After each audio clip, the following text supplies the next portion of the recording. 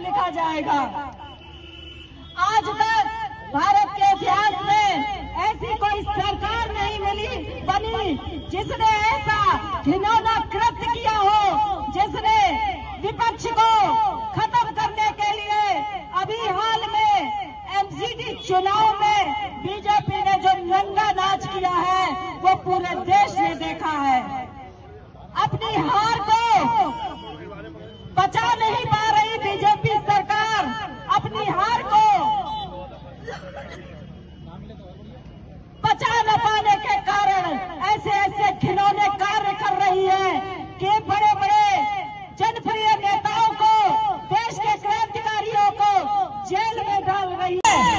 आप जैसे अत्याचारी के लिए कोई बड़ी बात नहीं है, आप कर लो।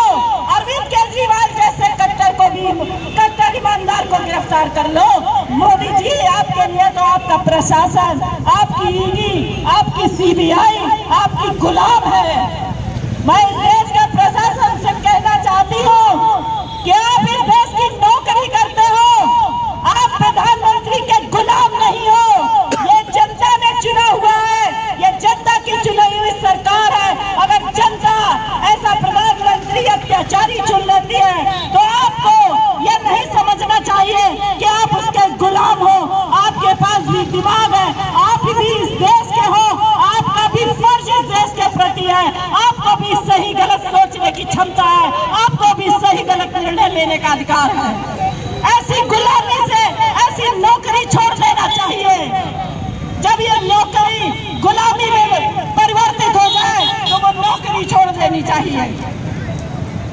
स्वतंत्रता की लड़ाई में जब अंग्रेजों ने इसी तरह के भारत पर अत्याचार करने शुरू किए थे तो हमारे देश के जो सैनिक होते थे, पुलिस के लोग होते थे, वो हिंदुस्तानी होते थे।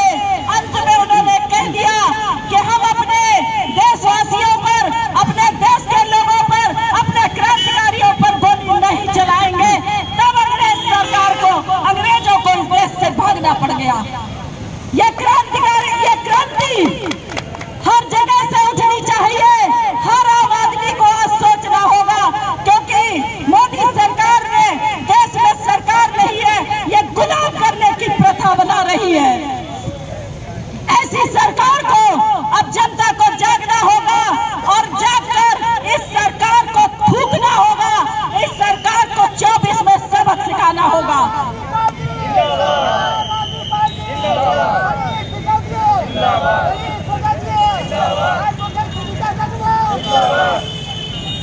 ऐसा ना हो मोदी जी, कहीं देश दिल्ली के बच्चे अपने प्यारे शिक्षा मंत्री, अपने मनीष सिसोदिया अंकल के लिए सड़कों पर ना निकल आए।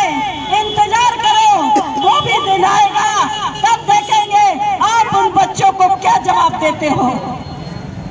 क्योंकि मनीष सिसोदिया ने बच्चों को जो सपना दिखाया है, उनकी आंखों ने जो 70 साल से बच्चों ने सपना नहीं देखा था, किसी गरीब। प्रशासनिक अधिकारी भी इस देश के नागरिक हैं, इस देश के प्रति उनकी भी जिम्मेदारी है। आप सरकार की नौकरी करते हैं, इसका ये मतलब नहीं आप सरकार की गुलामी करते हैं। इस देश की जनता आपको तनख्वाह देती है, सरकार के पास जो टैक्स जमा होता है जनता का, उससे सरकार तनख्वाह देती है। इसलिए अपने आप को उस नजरिए से बिल्कुल न देखें कि आप सरकार की गुलाम हैं। आप लोग आज़ाद हैं और आज़ाद हिंदुस्तान की जनता के लिए काम करना आपका भी कर्तव्य है। बिल्कुल गुलाम नहीं समझना चाहिए और प्रशासन को भी अपना नजरिया बदलना चाहिए ऐसी तानाशाही सरकार के खिलाफ। ये पुलिस के रूप में जो हमारे सिपाही काम कर रहे हैं, ये इसलिए नहीं भर्ती किए गए थे कि बेकसूरों के ऊपर लठ चलाओ, लेकिन इस सरकार की नौकरी करने के कारण मजबूर होकर इन्हें लठ चलाने पड़ते हैं। मैं इनसे कहना चाहती हूँ कि ये लठ गुनहगारों पर चलाओ, लेकिन बेगुनाहों पर नहीं चलाओ, क्योंकि आजादी की लड़ाई में भी जब लठ चलाए जाते थे, अंग्रेज ऑर्डर देते थे, तब हमारे सिपाहियों ने मना कर दिया था कि हम क्रांतिकारियों के ऊपर लठ नहीं चलाएंगे। इसलिए आज देश को प्रशासनिक सेवा में जो लगे हैं लोग, उनको भी अपना नजरिया चेंज करना पड़ेगा। लेकिन अभी तक उनको घोटाले का 1 रुपया नहीं मिला है। मैं पूछना चाहती हूँ सरकार से कि जब कुछ नहीं मिला है तो उसके बावजूद भी उन्हें जेल क्यों भेजा है, ये पूछने का पूरे 150 करोड़ हिंदुस्तानियों को अधिकार है। आज आम आदमी पार्टी भीख नहीं मांग रही है कि मनीष सिसोदिया को रिहा करो। हम ये कह रहे हैं मोदी सरकार से कि जेलें बनवाओ, पुलिस प्रशासन की भर्तियां करो, जिससे लठ चलाने वाले तैयार हो। और यहाँ आम आदमी पार्टी क्रांतिकारियों को तैयार कर रही है। मनीष सिसोदिया को आप जेल में रखोगे तो हम सब इस देश के जितने भी आम आदमी पार्टी के कार्यकर्ता हैं सभी जेलों में जाने के लिए तैयार बैठे हैं। असंवैधानिक रूप से ये काम किया गया है। संविधान की पूरी तरह से धज्जियां मोदी सरकार ने उड़ाई है। इनके लिए न कोई कानून है न संविधान है, ये सिर्फ तानाशाही को ही अपना संविधान मानते हैं।